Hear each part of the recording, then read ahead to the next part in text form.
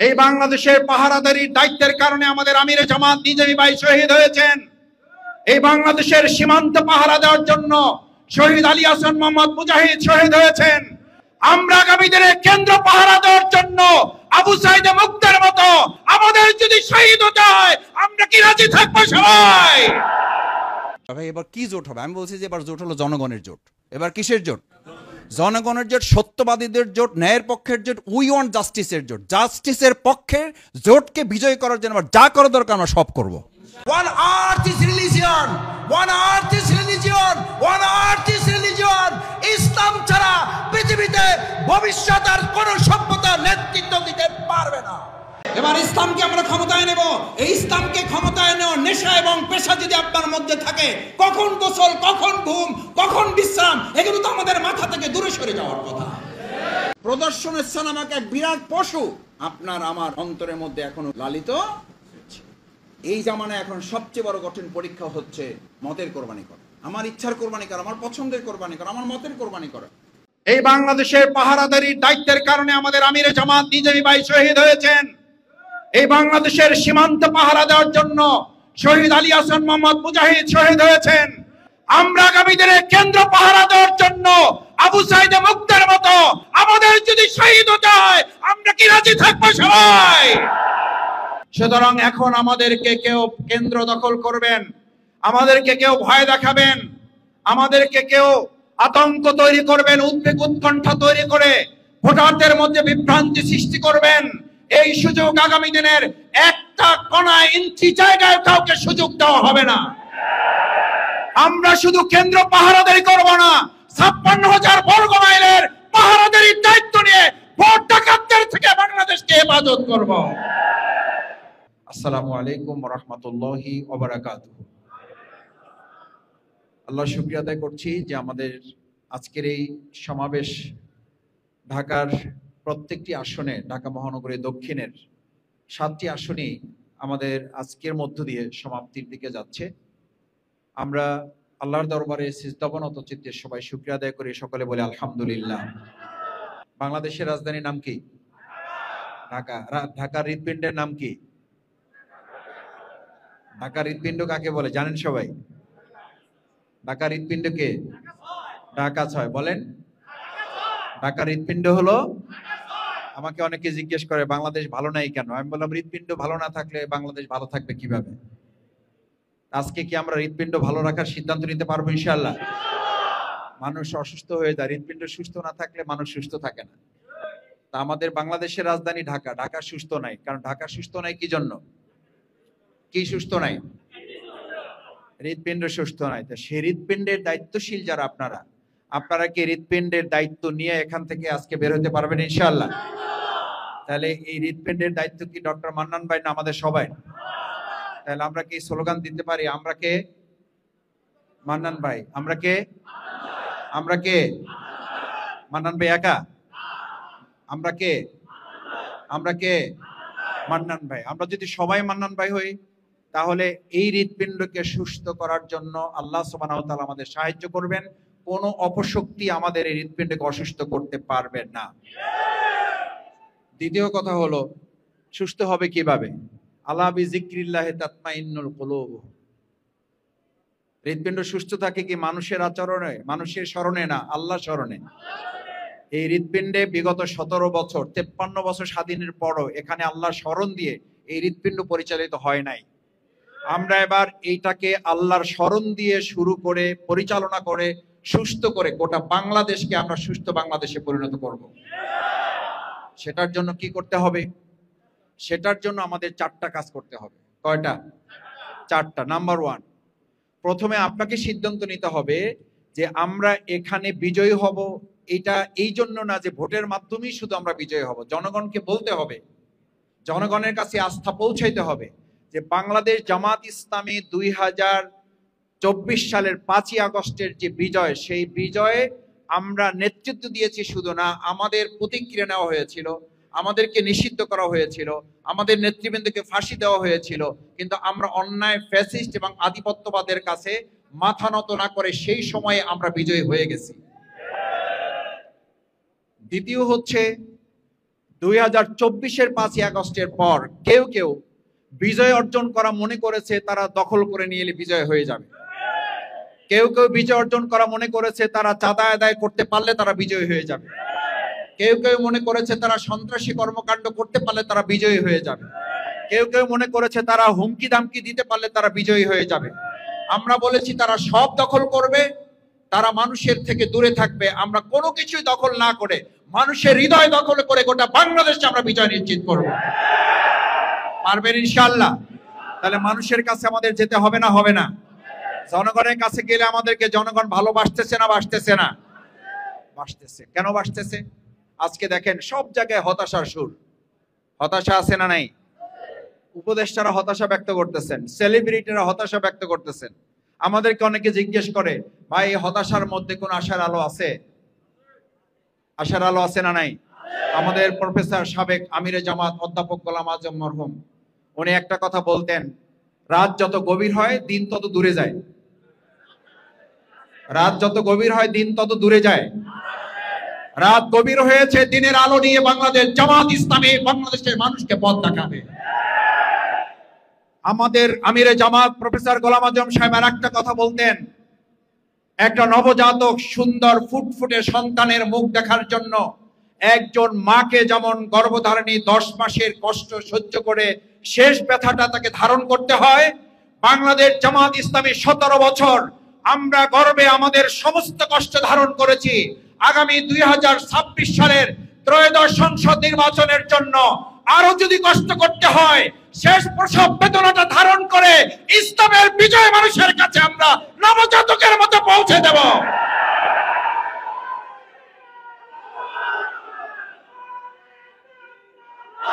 আমার সংগ্রামী ভাই এবং বন্ধুগণ, আমরা 17 বছরের কষ্ট সহ্য করার সময় আমরা ক্লান্ত হই নাই, আমাদের চেহারায় অবসন্নের ছাপ আসে নাই।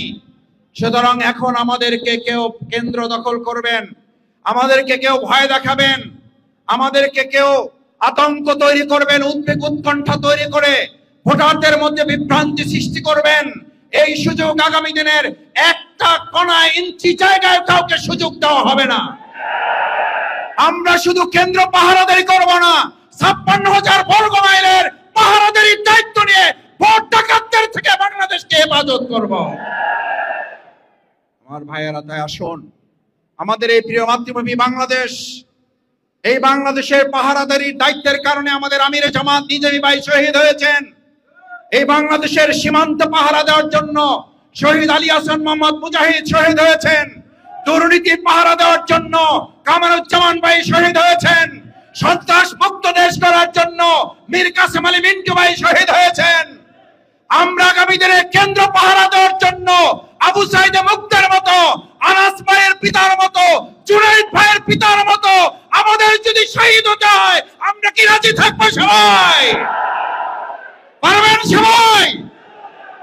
আমার ভাইয়েরা, শহীদ আনাস, শহীদ জুনাইদের গর্বিত পিতাকে সামনে রেখে ওয়াদাবদ্ধ হতে হবে, শহীদের রক্তের সাথে কাউকে বেইমানি করতে দেওয়া হবে না, শহীদের রক্তের সাথে কাউকে বিশ্বাসঘাতকতা করতে দেওয়া হবে না। আমাদের এই শহীদের পিতারা উই ওয়ান্ট জাস্টিসের স্লোগান তুলেছিল, ইসলাম বিজয় করে উই ওয়ান্ট জাস্টিসের মাধ্যমে শহীদের রক্তের বদলে হবে। আসুন শহীদ জুনায়েদ, শহীদ আনাস সহ আবু সাইদ মুক্ত আমাদের যারা জীবন বাজি রেখেছেন তাদের রক্তের ইতিবাচক বদলা, উই ওয়ান্ট জাস্টিস, আল্লাহর জমিন আল্লাহর দিন বিজয় করব, সেই প্রত্যাশা ব্যক্ত করে 2026-এর ত্রয়োদশ সংসদ নির্বাচনে আমরা যেন সংসদীয় আসন 6 বাংলাদেশের রাজধানীর হৃৎপিণ্ড বিজয়ের মধ্য দিয়ে গোটা বাংলাদেশকে সুস্থ রাজনীতির দিকে নিয়ে যেতে পারি। আল্লাহ আমাদের তৌফিক দিন। ভাই এবার কি জোট হবে? আমি বলছি যে এবার জোট হলো জনগণের জোট। এবার কিসের জোট?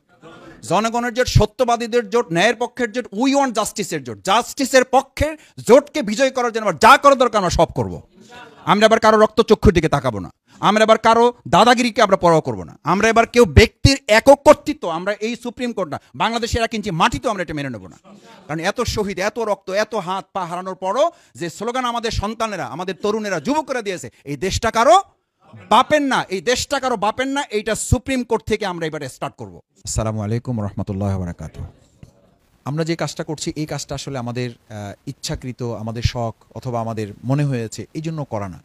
এটা একটু পরে যেমন সালাতুল মাগরিব আদায় করতে যাবো, আকিমুস সালাত, ঠিক তার মতো করে, অথবা কোনো কোনো ক্ষেত্রে সালফে সালেহিনগণ বলেন যে এটা তার চেয়েও বড় কাজ, অর্থাৎ এই সালাতের হক আদায় হবে কিনা সেটার জন্য আর একটা আল্লাহর নির্দেশ হচ্ছে আকিমুস সালাতের পাশাপাশি আকিমুদ্দিন, আল্লাহর জমিন, আল্লাহর দিনকে বিজয় করা। না হলে আপনি পরিপূর্ণভাবে ইসলামে একজন ইমানদার প্রবেশ করতে পারে না, যেটা আল্লাহ নির্দেশ আছে উদুকুলু ফিস সিলমে কাফা। একজন ইমানদারকে আল্লাহ নির্দেশ দিয়েছেন পরিপূর্ণভাবে ইসলামে প্রবেশ করো।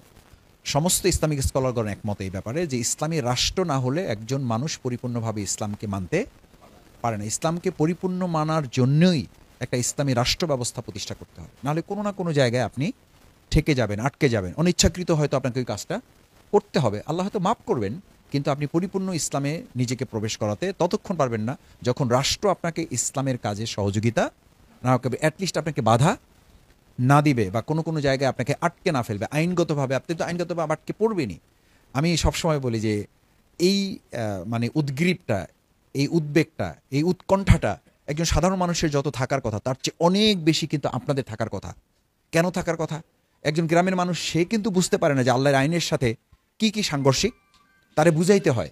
কিন্তু আপনারা এখানে যারা আছেন আপনারা কিন্তু প্রতিদিন টের পাচ্ছেন আল্লাহর আইনের সাথে কি কি বিষয়ে আমরা সাংঘর্ষিক করছি। কি কি বিষয় করছি মানে কি, পুরাটাই তো একটা মানুষের তৈরি করা চিন্তা, একটা মতবাদের, একটা আইনের উপরে আমরা প্রচলিত হচ্ছি।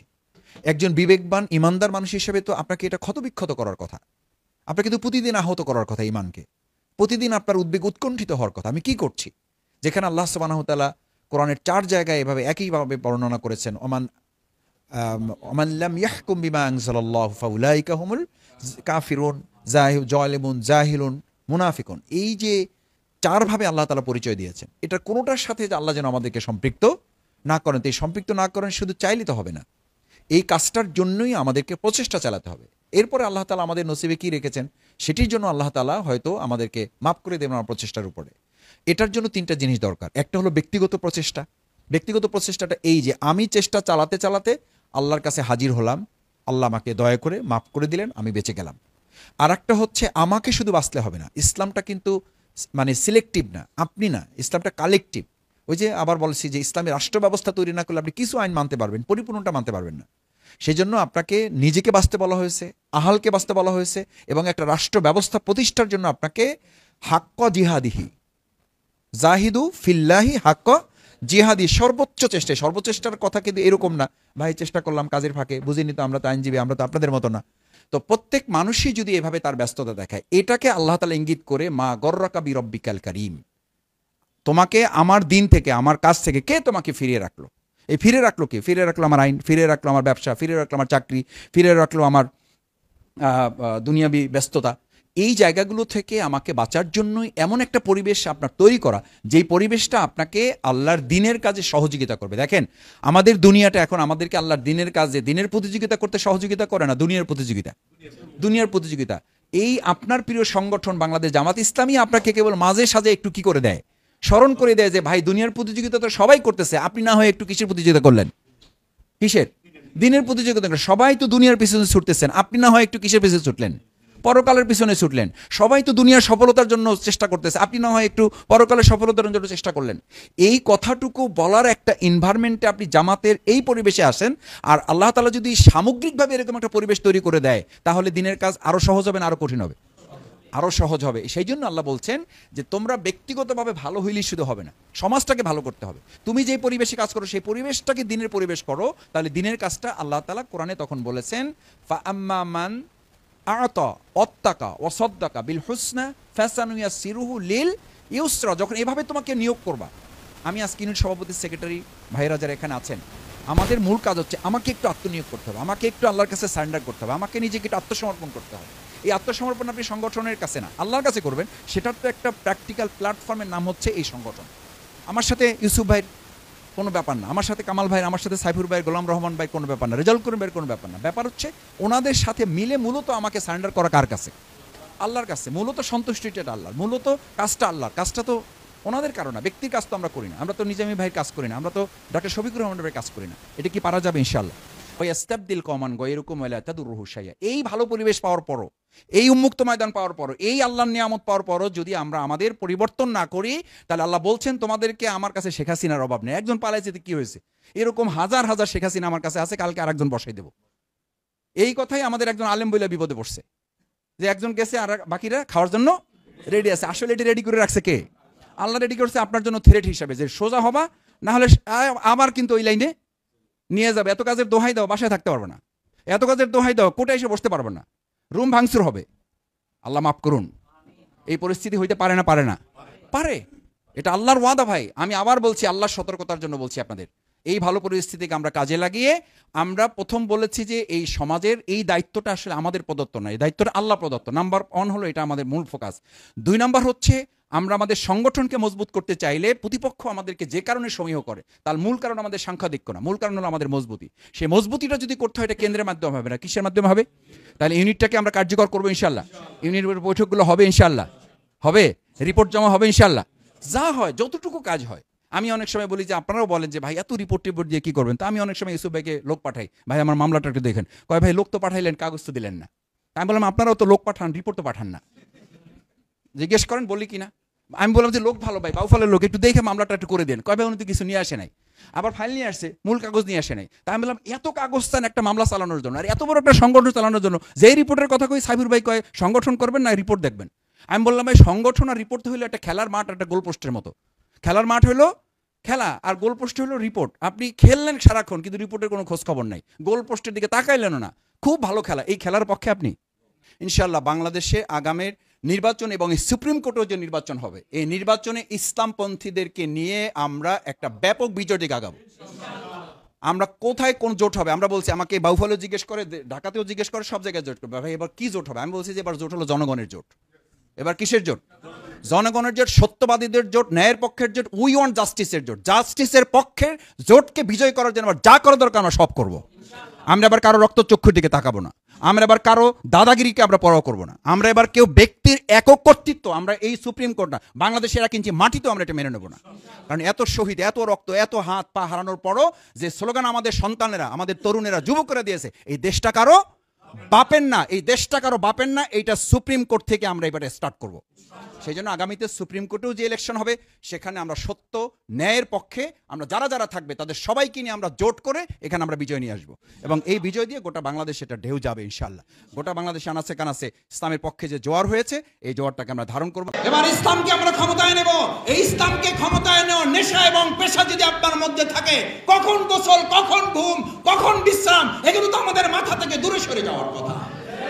আমরা আরেকটা চ্যালেঞ্জ এবারে নিতে চাই। এই দেশ স্বাধীনের পর 53 বছর সকল দল দেখার যখন শেষ, তখন সাধারণ মানুষের মধ্যে নতুন দল এবং মত পথের সন্ধান শুরু হয়েছে না হয় নাই? কাল কিয়ামতের দিন অবশ্যই শফিকুল ইসলাম মাসুদকে আসামির কাঠগড়ায় দাঁড়াতে হবে। যখন সাধারণ মানুষ, আল্লাহর গোলাম, আল্লাহর বান্দা বান্দিরা নতুন একটা মত এবং পথের সন্ধানের জন্য মাঠে ময়দানে তারা কাজ করেছে, তোমরা তাদের কাছে আমার ইসলামের আহ্বান পৌঁছে দিয়ে, নতুন দলের সন্ধান দিয়ে ইসলামকে ক্ষমতায় কেন বসাতে পারো নাই? আসামির কাঠগড়ায় আমাকে আপনাকে দাঁড়াতে হতে পারে। আফাতুমিনুনা বিবাদিল কিতাব। একজন মানুষ জীবনের চেয়ে মৃত্যুকে কখন পছন্দ করে, ভালো করে বুঝেন। একজন মানুষ কখন জীবনের চেয়ে তার মৃত্যুকে আলিঙ্গন করতে চায়? যখন আল্লাহর দ্বীনের কাজ করতে করতে এই দুনিয়ার প্রতি সে বিরূপ হয়ে যায়, এই দুনিয়ার প্রতি সে বিতশ্রদ্ধ হয়ে যায়, তখন সাহাবা আজমাইন কেরামগণ রাসূলের কাছে গিয়ে বলতেন, ইয়া রাসূলুল্লাহ, এই দুনিয়া পছন্দ করি না, শাহাদাতের তামান্নায় পান করে আমি আল্লাহর কাছে হাজির হয়ে যেতে চাই, সেটাই হচ্ছে শাহাদাতের তামান্না। দুনিয়ার প্রতি ভালোবাসা যতক্ষণ থাকবে ততক্ষণ বুঝবেন আপনি দায়িত্ব পালনে সক্ষম হন নাই। যতক্ষণ পর্যন্ত মৃত্যুর দিকে আপনি ধাবিত হওয়া পছন্দ না করবেন, ততক্ষণ বুঝবেন আপনি ইমানের দাবি যথাযথ পূরণ করতে পারেন না।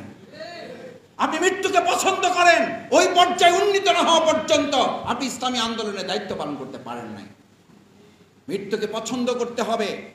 আপনার মাঝে মধ্যেই মনে হবে এর চেয়ে আল্লাহর কাছে চলে যাওয়া আমার জন্য ভালো, আর তো পারছি না, আমাকে তো আর কুলাচ্ছে না, আমার শরীর তো আর নিচ্ছে না, আমার মন তো আর টানছে না, আমি আল্লাহর কাছে চলে যেতে চাই। এটার নাম শাহাদাতের তামান্না। শাহাদাতের তামান্না শুধু এটা নয়, মরলে শহীদ বাঁচলে গাজী। এটা শাহাদাতের তামান্না নয়। শাহাদাতের তামান্না হচ্ছে আল্লাহর দ্বীনের কাজের চাপে, আল্লাহর দ্বীনের এই কাজের বোঝা আপনাকে এতটা নুয়ে ফেলবে যে আপনি আল্লাহর দরবারে হাজির হন, অস্থির হয়ে যাবেন। মালাকুল মউত আপনার কাছে আসলে আপনি খুশি হয়ে যাবেন। মৃত্যুর ফেরেশতা আপনার কাছে আসলে আপনি আনন্দ উল্লাস করবেন, আলহামদুলিল্লাহ আমি তো এটার জন্য অপেক্ষমান ছিলাম। বেলাল রাদিয়াল্লাহু তাআলা যখন মৃত্যুর কোলে শায়িত, পরিবারের পক্ষ থেকে জিজ্ঞেস করা হয়েছে এত কষ্ট হচ্ছে আপনার, আল্লাহর কাছে আপনি চাইলে তো আপনাকে হায়াত আরো বাড়িয়ে দেওয়া যেতে পারে। বলছে আমার হায়াত বাড়িয়ে দেওয়া যেতে পারে, এটা ঠিক হইতে পারে, আল্লাহ রসুল আমার জন্য দোয়া করলেও আমার হায়াত হয়তো বৃদ্ধি হতে পারে, কিন্তু তাতে আমার লাভ কি হবে? আমার মৃত্যু এমন একটা স্বাদের ব্যাপার, আমার মৃত্যু আমার কাছে এমন একটা চাহিদার ব্যাপার যে দুনিয়ার এই অস্থিরতা থেকে মুক্তির এছাড়া আর কোনো পথ আমার সামনে খোলা না। এই নির্যাতন, নিপীড়ন, এই অত্যাচার, জুলুম থেকে বাঁচার একমাত্র পথ হচ্ছে মৃত্যুর কোলে ধাবিত হওয়া। মৃত্যুর কোলে এই কারণে ধাবিত হতে চাই, মৃত্যুবরণ করা ছাড়া তো আমার আল্লাহর সাথে সাক্ষাৎই হবে না।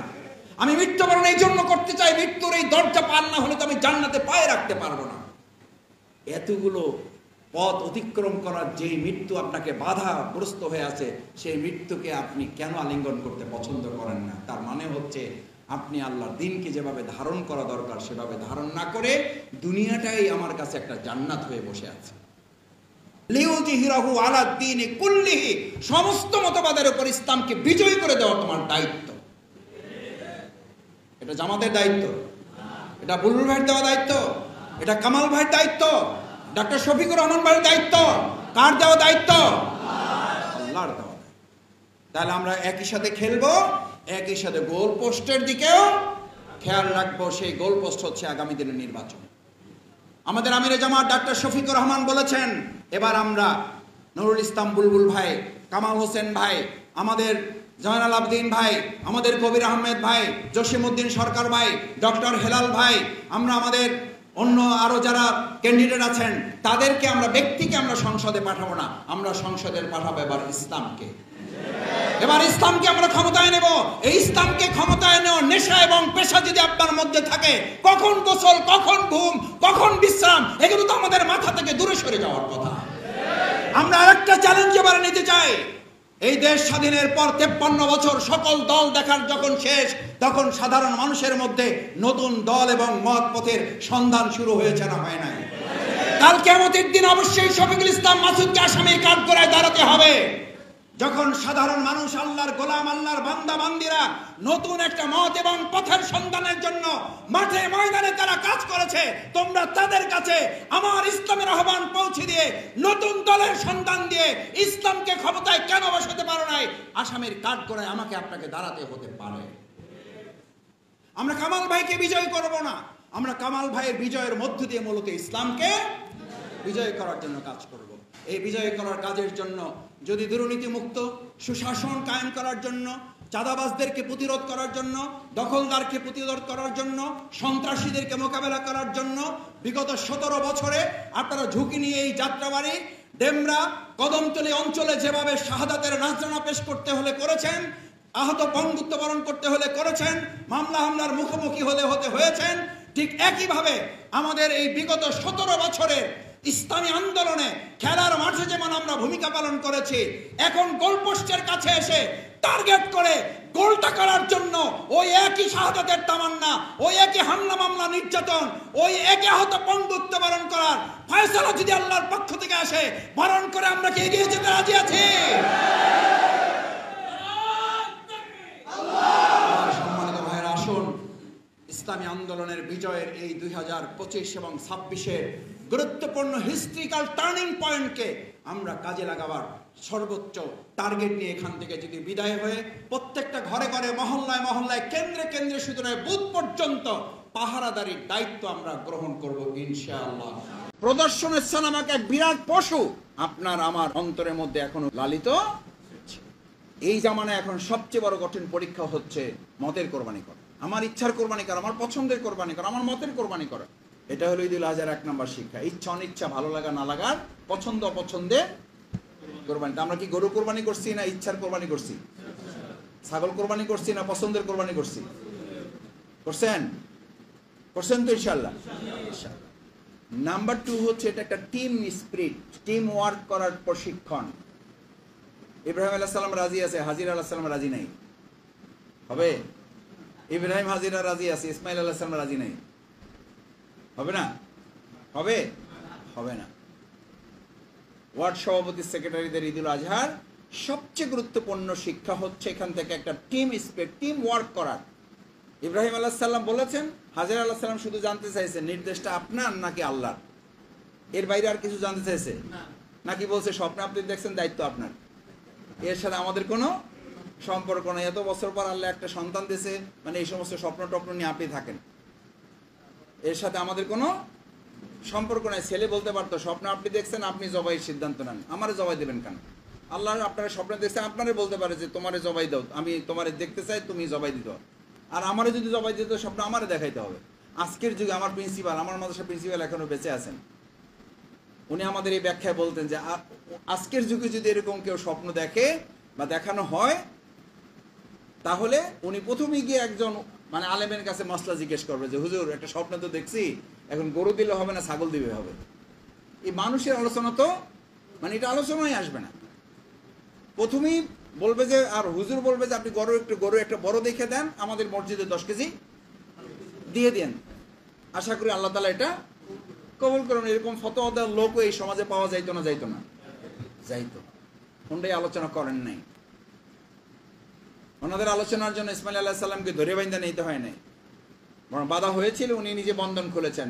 এরখানে আর একটা গুরুত্বপূর্ণ লেসন হচ্ছে স্বতঃস্ফূর্তভাবে উদ্যোগী হয়ে আন্তরিকতা দরদ নিয়ে আল্লাহর জন্য কোরবানি করতে প্রস্তুত থাকা। ইব্রাহিম আলাইহিস সালাম, হযরত ইসমাইল আলাইহিস সালাম, হাজেরা আলাইহিস সালাম তো এই কোরবানি দিয়ে তো কান্দেন নাই তারা। আমরাও তো কাঁদতেছি, আমরা তো কোরবানি দিয়ে আনন্দ করতেছি যে দিতে পারলাম আল্লাহর জন্য, আমাদেরটা আল্লাহর কাছে দিতে পারছি। আপনি তো আনন্দ করবেন। আপনি 3 ঘন্টার জায়গায় 6 ঘন্টা কাজ করবেন, আপনি তো আনন্দ করবেন। আপনি কর্মপরিষদের সদস্য, আপনি সুরের সদস্য, আপনি ওয়ার্ড সভাপতি, আপনি সেক্রেটারি, আপনি সবচেয়ে বেশি এককালীন ওয়াদা দিতে পারছেন, সবাই আগে সবাইটা দিতে পারছেন, সবাই আগে সবটা দিতে পারছেন। আপনি আনন্দ করবেন, কাউকে বলার দরকার নাই। ওর থানা আমির জানবে, ওয়ার্ড সভাপতি জানবে, ব্যাস শেষ। আমরা তো কেউ কোরবানি দিয়ে সেইটা বলি না, ভাই 1.5 লাখ দিছে। এবার সোশ্যাল মিডিয়ায় কেউ এটা ফেসবুকে শেয়ার করছেন? কেউ শেয়ার করছেন যে আলহামদুলিল্লাহ 1.5 লাখের গরু দেখেন, দোয়া করেন আমাদের জন্য, আল্লাহ যেন আমাদের গরুটা কবুল করেন। বলেন আমিন, অথবা নিচে লিখে দেবেন আমিন, না বলে কেউ যাবেন না। এটা করছেন কেউ? তাহলে কোরবানির শিক্ষাটা কি? কোরবানির শিক্ষা হচ্ছে এইটা, আপনি আনন্দের সাথে দিবেন, কেউ জানুক না জানুক আপনি নিশ্চিত হয়েছেন এটা কার জন্য। কে জানলে হয়? তাহলে দুনিয়ার কোরবানিটা আপনি মানুষকে দেখানোর জন্য মনের মধ্যে যখন প্ররোচনা হয়, আপনি ধরে নেবেন এটা সওয়াবের জন্য না, এটা শয়তানের ওয়াসওয়াসা। কার ওয়াসওয়াসা? এই ওয়াসওয়াসা আমাদের আছে না নাই? আছে। শফিকুল ইসলাম মাসুদের আছে, আপনাদের নাই, আমার আছে। কাজ একটা করলে মনের মধ্যে খালি গুতাইতে থাকে এসে, এত সুন্দর, এত গুরুত্বপূর্ণ, এত কষ্ট করে একটা কাজ করলা, বুলবুল ভাই দেখলো না, কি হইলো, লাভটা কি হইলো?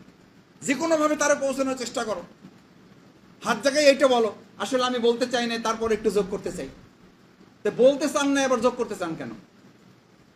ওই আমার কোনো কথা নাই, তাও যদি একটু সুযোগ দেন, আমি জাস্ট একটু সালাম দিতে চাই। তো সালাম দিয়ে উঠে এখন আর থামানি যায় না। যে শুরু করছিল কি দিয়া? আমার কোনো কথা নাই, সব কথা এসে গেছে। তো সব কথা এসে যাওয়ার পর হাত জায়গায় আপনার কথা বলতে হবে কেন? এটা আমি কিসের কোরবানি করতে পারি নাই? আমার মতের, আমার প্রদর্শনেচ্ছার কোরবানি আমি করতে পারি নাই। প্রদর্শনেচ্ছা নামক এক বিরাট পশু, মানে প্রদর্শনেচ্ছা নামক এক বিরাট পশু আপনার আমার এই অন্তরের মধ্যে এখনো কি হচ্ছে? লালিত। আমি পারি নাই। এই জামানায় এখন সবচেয়ে বড় কঠিন পরীক্ষা হচ্ছে মতের কোরবানি করা, আমার ইচ্ছার কোরবানি করা, আমার পছন্দের কোরবানি করা, আমার মতের কোরবানি করা। সংগঠন সিদ্ধান্ত নিয়েছে, ব্যাস আলহামদুলিল্লাহ। আমরা কি বলি? ও যে একটা সিদ্ধান্ত আমরা দেয়, আলাপও করে না, এটা জানতেও চায় না। আরে ভাই, আমরা তো এলাকার লোক, এখানে মাটি মানুষের সাথে আমরা মিশে আছি। কোথেকে আসছেন শফিকুল ইসলাম মাসুদ ভাই, বাহার ভাই, কোথা থেকে এসছেন? এখানকার অলি গলির সাথে মিশে আছে। এই কথা ওই যুগের কাফির মুশরিকরা, কুরাইশ বংশের কিছু লোকেরা এই অহমিকা প্রদর্শন করত। সেজন্য রাসূল সাল্লাল্লাহু আলাইহি সাল্লাম বিদায় হজের ভাষণে বলে দিয়ে গেছেন, এই গোত্র এবং তোমাদের আধিপত্যের কবর আজকে কি হয়ে গেল, রচনা হয়ে গেল। ইসলামের দৃষ্টিতে যিনি ভালো তিনি আল্লাহর কাছে সবচেয়ে ভালো। ঈদুল আজহার একটা গুরুত্বপূর্ণ দিক, সেই দিকটা হচ্ছে পেরেশানি নিয়ে আল্লাহর দ্বীনের জন্য শুধু কাজ করতে পারা। লিল্লাহি ওয়াজহিল্লাহ, ইন্নী ওয়াজ্জাহতু ওয়াজহিয়া লিল্লাহ। ডানে বামে সামনে পিছনে কোনো দিকে আপনি তাকাবেন না, কোনো হতাশা আপনার মধ্যে কাজ করবে না। ফেসবুক দেখে যেন আপনি হতাশ না হয়ে যান। ওয়ালা তাহিনু ওয়ালা তাহজানু ওয়া আনতুমুল আ'লাউনা ইন কুনতুম মুমিনিন। তোমাদের হতাশার কোনো কারণ নাই, তোমাদের বিপর্যয় কেউ দিতে পারবে না। এটা কার কথা? আমাদের আমির জামাতের কথা, কামাল ভাইয়ের কথা, রুহুল আমিন ভাইয়ের কথা, বাহার ভাইয়ের কথা। তাহলে ঈমান যদি থাকে পৃথিবীতে আমাদের কেউ বিপর্যয় ঘটাতে পারবেন না। তাহলে হতাশ হন কেন? কথায় কথায় ফেসবুকের দুইটা পোস্ট দেখে শুয়ে পড়েন কেন? One earth is religion, one earth is religion, one earth is religion. ইসলাম ছাড়া পৃথিবীতে ভবিষ্যৎ আর কোন সভ্যতা নেতৃত্ব দিতে পারবে না। সব দেখে শেষ ইসলামের বাংলাদেশ। ভালো করে খেয়াল করার জন্য বলছি, ডানে যারা ডানে আছেন, যারা বামে আছেন, বসুন, বসে পড়ুন। এটা কোরআনের ময়দান। 3000 বছরের সভ্যতা ছিল মিশরের, রোমানদের ছিল 1000 বছরের সভ্যতা, সিন্ধুদের ছিল 700 বছরের সভ্যতা। সকল সভ্যতাগুলো একে একে ধ্বংস হয়ে যাওয়ার পর ঐতিহাসিক ইবনে খালদুন বলেন, আমি এই সবগুলো সভ্যতার কাছে গিয়ে প্রশ্ন করেছিলাম, হে মিশরীয় সভ্যতা তুমি ধ্বংস হলে কেন? হে রোমান সভ্যতা তুমি ধ্বংস হলে কেন? হে সিন্ধু সভ্যতা তুমি ধ্বংস হলে কেন? হে বেবিলনীয় সভ্যতা তুমি ধ্বংস হলে কেন? ঐতিহাসিক ইবনে খালদুন বলেন, এই প্রত্যেকটি সভ্যতা ধ্বংসের পিছনে দুটি উত্তর আমি পেয়েছি ধ্বংসস্তূপের কাছ থেকে। কয়টি উত্তর? কয়টি উত্তর? দুইটি উত্তর পেয়েছিল এই ধ্বংসস্তূপের কাছ থেকে। প্রথম জবাব ছিল ইনজাস্টিস। ঐতিহাসিক ইবনে খালদুন বলেন, এন্ড দ্য নেক্সট অ্যান্সার, তারপরের জবাবটা ছিল ইনজাস্টিস, অর্থাৎ ইনজাস্টিস এন্ড ইনজাস্টিস। অন্যায় বিচার এবং অন্যায় বিচারের মাধ্যমে 1000 বছরের, 700 বছরের, 3000 বছরের সভ্যতার যদি ধ্বংস হয়, তাহলে নতুন করে পৃথিবীতে আর কোনো মতবাদ দিয়ে সভ্যতা বিনির্মাণ করা যাবে না। বরং সভ্যতা বিনির্মাণের জন্য আজ নতুন করে স্লোগান উঠেছে, the foundation of all civilisation, one earth is religion, one earth is religion, one earth is religion. ইসলাম ছাড়া পৃথিবীতে ভবিষ্যৎ আর কোন সভ্যতা নেতৃত্ব দিতে পারবে না। সব দেখা শেষ ইসলামের বাংলাদেশ।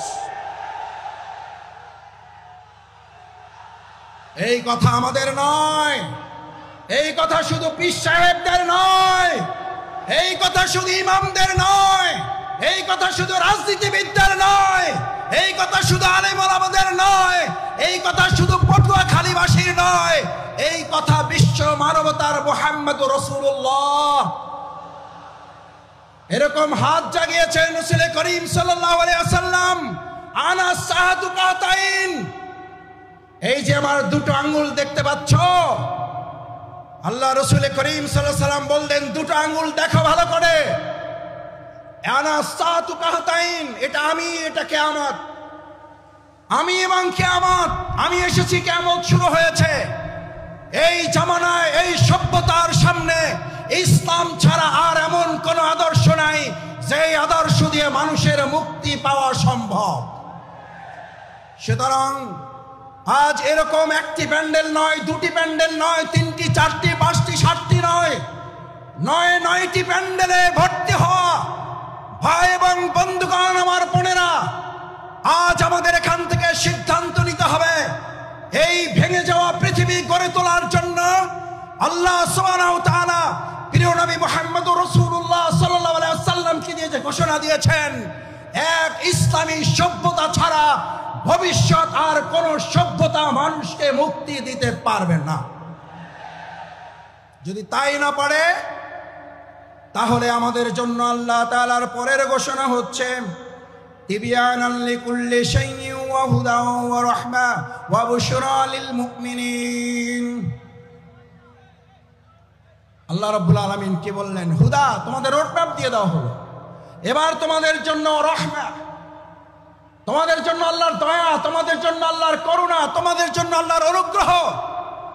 আমাদেরকে কোন দেশ কি দেবে আমরা সেই দিকে তাকাতে চাই না, আমাদেরকে কোন নেতা কি দেবে সেই দিকে তাকাতে চাই না।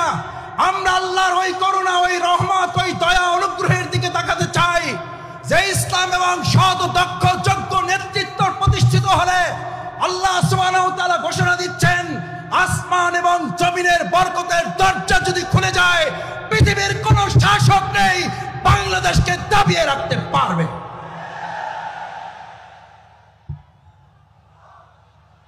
আমরা সেই রহমতের দরজা খুলতে চাই। সেই রহমতের দরজা শফিকুল ইসলাম মাসুদের হাতে নেই, সেই রহমতের দরজা ডাক্তার শফিকুর রহমানের হাতে নেই, সেই রহমতের দরজা বাংলাদেশের কোন রাজনৈতিক নেতার হাতে নেই। একবার হৃদয় উজাড় করে আরেকবার